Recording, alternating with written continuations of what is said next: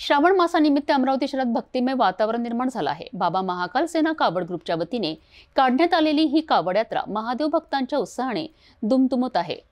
तपोवन विद्यापीठातून सुरू झालेली ही यात्रा दस्तूर चौकातील महाकाल मंदिरात जलाभिषेकासाठी पोहोचणार आहे। पाहूया या भक्तिमय सोहळ्याची खास क्षणचित्रे।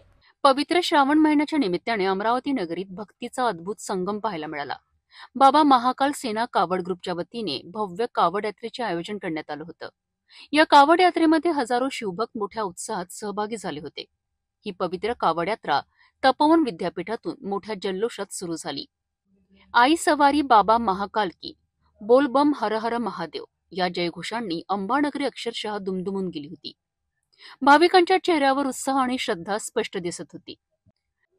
कावडींनी मोठ्या श्रद्धेने आणलेले पवित्र जल दस्तूर चौकातील महाकाल मंदिरात भगवान भोलेनाथांना अर्पण करून जलाभिषेक करण्यात येणार आहे।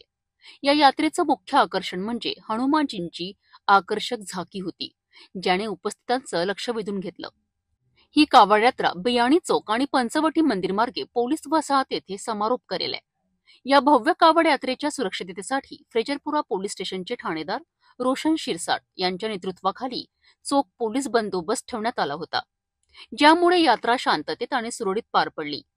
बाबा महाकाल सेनेच्या या प्रयत्नांमुळे अमरावतीकरांनी एका अविस्मरणीय धार्मिक सोहळ्याचा अनुभव घेतला। बाबा महाकाल सेना कावड ग्रुपने आयोजित केलेली ही कावड यात्रा केवळ एक धार्मिक सोहळा नसून ती अमरावतीकरांच्या एकजुटीचं आणि आस्थेचं प्रतीक आहे। बोलबम आणि हर हर महादेवच्या जयघोषाने आज संपूर्ण शहर भक्तिमय झालं होतं।